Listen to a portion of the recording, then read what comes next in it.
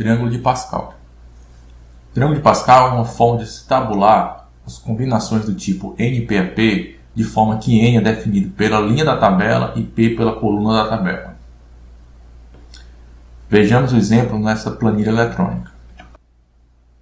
Vamos preencher essa planilha utilizando como fórmula a combinação NP-AP, onde N vai ser a linha da célula e P a coluna da célula. E temos a primeira coluna, todas de 1, porque 0 tomado 0 a 0 é 1, 1 tomado 0 a 0 é 1, 2 tomado 0 a 0 é 1, e assim por diante. 0 tomado 1 a 1 não faz sentido, porque do conjunto de 0 elementos não podemos selecionar 1. Então nós assumimos que todo esse resto aqui é igual a 0. Vamos deixar em branco. Já 1 tomado 1 a 1 faz sentido. Um conjunto de 1 podemos selecionar 1 de uma forma diferente. Vamos expandir essa coluna. Essa segunda coluna do Triângulo de Pascal é exatamente a sequência 1, 2, 3, 4, 5, 6, 7, 8. Porque a quantidade de formas que podemos escolher no conjunto de 1, escolher 1. No conjunto de 2, escolher 1. No conjunto de 3, escolher 1. No conjunto de 4, escolher um elemento. Dá exatamente a sequência 1, 2, 3, 4, 5, 6. Toda essa parte também vai ser 0, porque no conjunto de 1 não tem como escolher 2, ou 3, ou 4. Então, vamos começar. Já no conjunto de 2 é possível escolher 2. Então, vamos preencher essa parte. Nós temos 1, 3, 6, 10, 15, 21, 28 e 36. Continuando a preencher essa tabela,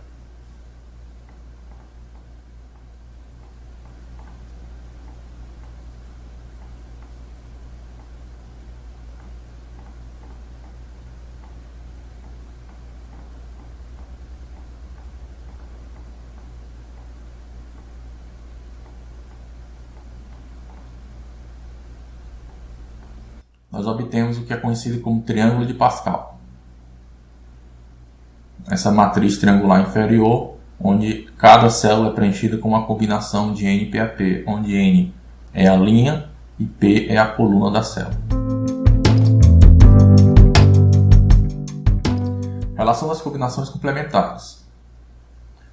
Vejamos o seguinte exemplo. Temos um conjunto de 5 pessoas e devemos escolher 3 para formar uma comissão. Nós podemos nos perguntar de quantas formas podemos escolher as 3 pessoas que formarão a comissão. Isso dá uma combinação de 5, 3 a 3, que é igual a 10. Mas também podemos perguntar de quantas formas podemos escolher as 2 pessoas que não formaram a comissão. Isso dá uma combinação de 5, tomado 2 a 2, que dá 10 formas diferentes. Será que obtemos o mesmo resultado por uma coincidência? Não foi coincidência. Por quê? Porque quando escolhemos os 3 que participarão, implicitamente estamos escolhendo os 2 que não participarão, e vice-versa. Ou seja, para cada 3 que participarão, existe uma única forma de escolher os 2 que não participarão. Em outras palavras, se escolhemos 3 que participarão, estamos implicitamente escolhendo os 2 que não participarão. Desta forma, contar de quantas formas podemos escolher os 3 que participarão é a mesma coisa de contar de quantas formas estaremos escolhendo os 2 que não participarão. Isso é chamado de relação das combinações complementares, que pode ser generalizada da seguinte forma. Dizemos que a combinação de NP-AP é sempre igual à combinação de N tomada N menos P, ou seja, se escolhemos os P elementos que participarão dos subconjuntos, estamos automaticamente escolhendo os N menos P que não participarão. E isso pode também ser visto no Triângulo de Pascal. No Triângulo de Pascal, isso surge na forma dessa simetria. Se observarmos todas as linhas, elas são simétricas em torno de um centro. Por exemplo, a última linha aqui, a linha 9, observamos que esse lado esquerdo é exatamente o reflexo desse lado direito. Por exemplo, a combinação de 9, 0 a 0 é igual à combinação de 9, 9 a 9. E a combinação de 9, 1 a 1 é igual à combinação de 9, 8 a 8. E a combinação de 9, 2 a 2 é igual à combinação de 9, 7 a 7. Porque ou escolhemos os 2 que participarão ou escolhemos os 7 que não participarão. Isso gera o efeito de simetria em cada linha do Triângulo de Pascal. Relação de Stiefel. Essa é uma das relações mais interessantes que envolve números binomiais. Vamos dividir em casa o seguinte problema. De quantos modos podemos escolher 3 elementos em um conjunto de 5? nós já aprendemos que isso é simplesmente uma combinação de 5 3 a 3. E até podemos resolver isso aplicando a fórmula da combinação. Mas aqui vamos propor dividir esse problema em dois casos. O primeiro caso é onde escolhemos o primeiro elemento, ou um elemento qualquer, sem perda de generalidade. Se escolhemos esse elemento, vamos ter um problema reduzido, que será, dos 4 elementos que sobraram, escolher 2, já que já escolhemos um elemento. Não podemos escolher ele de novo e restam 2 para ser escolhidos. O segundo caso é onde nós não escolhemos este elemento. Se não escolhemos um elemento, nós temos um conjunto de 4, porque não podemos escolher aquele elemento, então só temos 4 opções, devemos escolher 3, porque ainda temos que escolher os 3 elementos. Isso dá uma combinação de 4 3 a 3.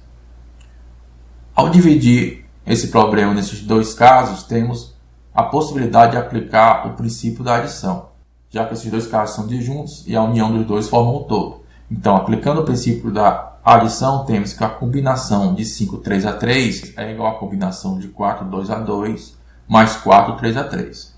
Podemos generalizar essa ideia. De quantos modos podemos escolher P elementos em um conjunto de N elementos? Uma combinação de N P a P. Vamos aplicar a mesma estratégia. Vamos dividir em dois casos. Um caso onde eu vou escolher um elemento e um caso onde eu não vou escolher aquele elemento. Se supomos que um elemento foi escolhido, nos resta n-1 elementos e temos que escolher p-1 elementos, ou seja, uma combinação de n-1, p-1 a p-1. Para o segundo caso, onde nós não escolhemos aquele elemento, nós temos n-1 opções e temos que escolher p, ou seja, uma combinação de n-1, p a p. Aplicando o princípio da adição, temos que a combinação de n p a p é igual a uma combinação de n-1, p-1, mais a combinação de n-1, p a p.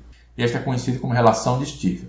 Você pode obter o mesmo resultado simplesmente aplicando as fórmulas na combinação NPAP. Essa estratégia que eu utilizei é conhecida como argumento combinatorial. Eu apenas apliquei os princípios da contagem da combinatória para atingir essa relação. Olhando mais uma vez para o triângulo de Pascal, podemos observar que a relação de Stiffer aparece da seguinte forma.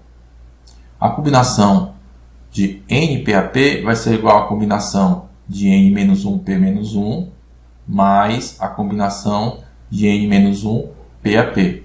Ou seja, esta célula é a soma das duas células de cima. E podemos verificar que isso é verdade para toda a tabela. Ou seja, esse 84, por exemplo, é igual a 56 mais 28. Esse 126 é igual a 70 mais esse 56. Na verdade, podemos construir toda a tabela apenas utilizando a relação de Stiffer sem utilizar a fórmula da combinação. Por exemplo, eu vou deletar todo esse conteúdo e aí basta saber que a combinação de 0, 0 a 0 é 1 e aqui eu coloco que essa célula vai ser igual à célula de cima mais essa célula de cima anterior. E eu posso reproduzir esse resultado.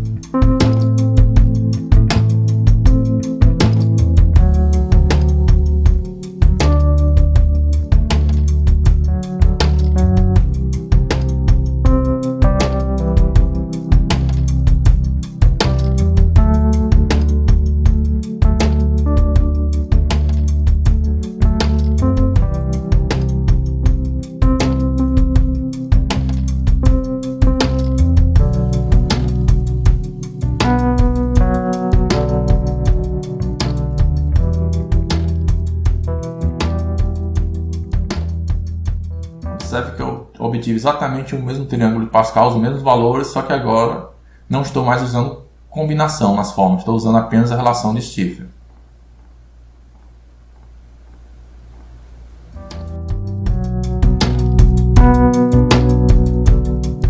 Soma das linhas. O que acontece se somarmos uma linha do triângulo de Pascal? Vamos observar o seguinte problema.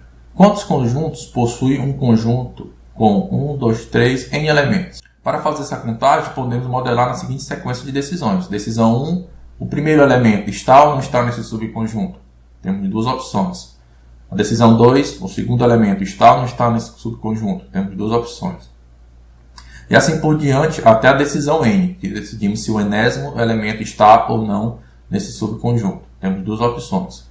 Aplicando o princípio da multiplicação, nós temos 2 elevado a n subconjuntos. Mas existe também uma outra forma de raciocinar esse problema. Nós podemos dividir em n casos, na verdade n mais 1 casos. Onde o primeiro caso é quantos subconjuntos nós teremos com 0 elementos. Ora, o número de formas de se escolher num conjunto de n 0 elementos é uma combinação de n 0 a 0. O segundo caso é quantos subconjuntos temos com 1 elemento. Uma combinação de n escolhido 1 a 1. E assim por diante. Uma combinação de n2 a 2, n3 a 3, até o caso n mais 1, onde vamos ter uma combinação de n a n, que é quantos subconjuntos de n elementos existem em um conjunto de n elementos, e vai dar 1. Como pegamos todos os casos possíveis e todos os casos são disjuntos, podemos aplicar o princípio da adição. E aqui nós temos que, somando a combinação de n 0 a 0, mais a combinação de n 1 a 1, mais a combinação de n 2 a 2, até a combinação n a n, é igual a todos os subconjuntos de um conjunto, que já sabemos que é igual a 2 elevado a n.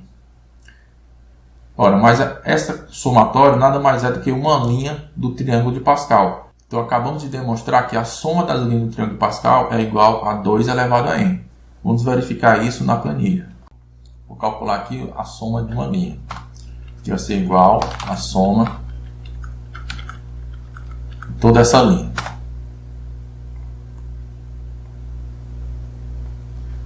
E aqui nós obtemos as potências de 2. 2 elevado a 0, 2 elevado a 1, 2 elevado a 4, a 2, 2 elevado a 3, 2 elevado a 4, assim por diante.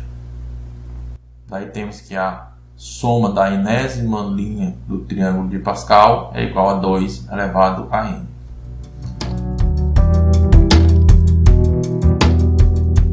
Teorema das colunas. Vamos observar o que acontece, por exemplo, neste número 126. Esse 26, pela relação de Stiefel, ele pode ser formado por esse 56 mais esse 70. Só que, por sua vez, esse 70 ele é formado por esse 35 mais esse 35. Esse 35, por sua vez, é formado por esse 15 mais esse 20. E esse 15 é formado por esse 5 mais esse 10. E esse 5 é formado por esse 1 mais esse 4. E esse 1 é formado por esse 0 mais esse 1.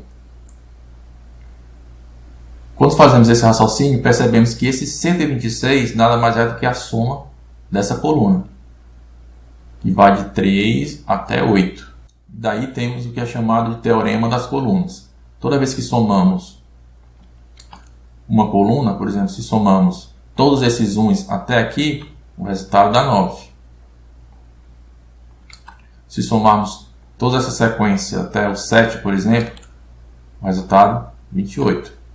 Formalizando, temos que o teorema das colunas é o somatório de P, PAP, mais P mais 1, PAP, P mais 2, PAP, até P mais N, PAP, é igual a combinação de P mais N mais 1, P mais 1, P mais 1. Teorema das diagonais. Vamos fazer um raciocínio parecido. Vamos começar aqui desse 84. Esse 84, pela relação de Stiefel, pode ser descrito como sendo esse 56 mais esse 28. Mas esse 56, por sua vez, pode ser descrito como sendo a soma de 35 mais 21. Já esse 35 pode ser descrito como sendo esse 20 mais esse 15. Já esse 20 pode ser descrito como sendo esse 10 mais esse 10. Já esse 10 aqui pode ser esse 4 mais esse 6. E esse 4 pode ser esse 1, esse 1 mais esse 3. E esse 1 seria o 0 mais esse 1. Daí temos uma diagonal. E somando os elementos dessa diagonal, temos esse número aqui de baixo, 84. E isso vai funcionar sempre. Por exemplo, se somarmos essa diagonal, vai saindo daqui 1, mais 5, mais 15, mais 35, mais 70, vamos ter 126. Se somarmos essa diagonal principal, que é toda de 1, se somarmos até aqui, vamos ter exatamente 9. De modo formal, temos que o teorema das diagonais é combinação de n 0 a 0, mais a combinação de n mais 1, 1 a 1, mais a combinação de n mais 2, 2 a 2, até a combinação de n mais p, p a p, é igual à combinação de N mais P mais 1, PAP. Número binomial. A expressão N PAP igual a N que multiplica N menos 1, multiplica N menos 2, até N menos P menos 1, dividido por P fatorial, faz sentido para qualquer N pertencente aos reais. Ou seja, esse N não necessariamente tem que ser um número natural. Por exemplo, eu posso calcular menos π, tomar o 3 a 3, dá menos π, que multiplica menos π menos 1, que multiplica menos π menos 2, dividido por 3 fatorial. Já a expressão combinação de N PAP, que é igual a N fatorial sobre P fatorial, que multiplica N menos P fatorial, não faz sentido para um N não natural.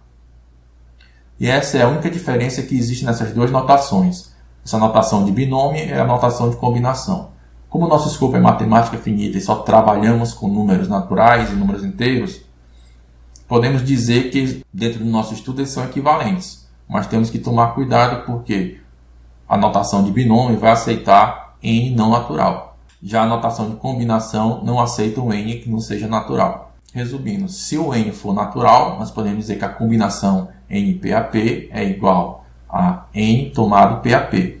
Só um detalhe que temos que chamar a atenção é que, infelizmente, essa notação se torna confusa porque na notação combinação o N vem embaixo e no binômio o N vem em cima. Então temos que tomar cuidado para nós não nos confundirmos.